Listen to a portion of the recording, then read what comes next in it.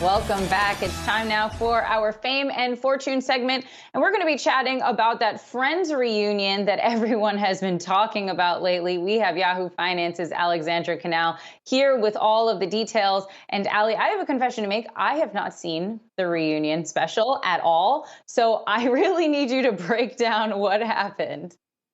Well, there were a few buzzy moments here. Probably the most talked about is the fact that David Schwimmer and Jennifer Aniston had a big crush on each other on season one, but they were two ships passing in the night. Nothing happened. But, there were a few good moments to emerge from this special. And it certainly was a good thing for HBO Max. It delivered quite a significant bump in terms of downloads. According to App Annie, yesterday, when the reunion special made its official debut, HBO Max saw a boost in US downloads up 30% from Wednesday's levels. In addition, the app ranked number 6 among non-gaming apps by downloads across both iOS and Google Play. That's an increase of 10 spots versus the day prior. And then in terms of the hourly rankings on iPhone specifically, HBO Max just continued to climb. As of 4 a.m. this morning, the platform was the number 1 most downloaded service among all entertainment apps at number 2 overall. So Friends, helping friends here, doing some nice things for HBO Max. But I do want to mention a headline that we got just a few hours ago.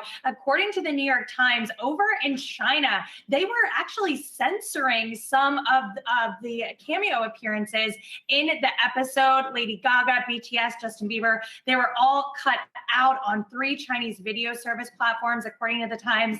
So once again, showing the power that China seems to yield over Hollywood and its stars. But let's bring it back over to the US, because HBO Max is certainly one of those streamers to watch. It only made its debut last year, and it's starting to gain some significant traction. According to a new note from UBS, the platform had the most positive momentum for the month of April, gaining 19.3% in terms of the share of US app downloads. That's up from 12.9% in March. So it's going to continue to be a strong asset for Warner Media and Discovery when that closes.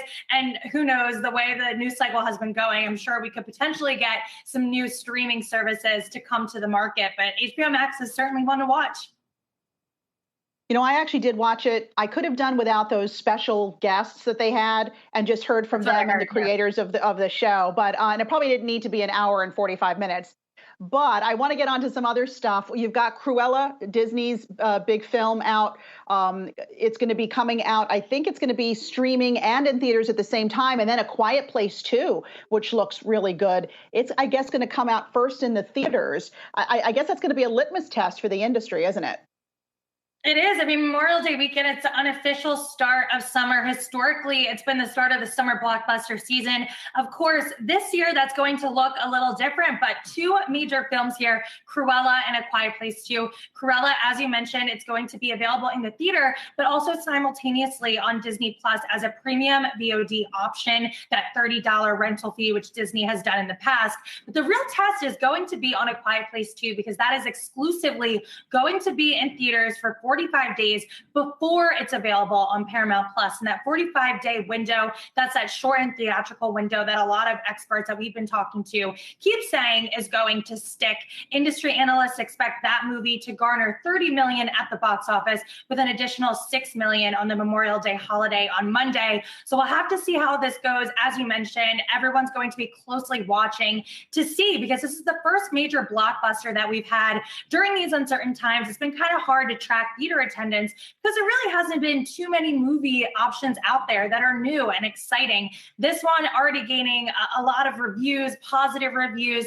I know I really want to see it. I might go this weekend since the weather where I am is not going to be too good, but I'll be sure to come back next week and bring you those updates, because it's going to be very interesting to see where it goes, and it'll give a good temperature check on whether or not consumers feel comfortable going to the movies right now. Yeah, I'm definitely really excited to see A Quiet Place 2. I never knew that silence in a movie could be so terrifying when you do finally hear that noise. So it's definitely not too scary, but definitely a nail-biting film. Alexandra Canal, thanks so much for joining us.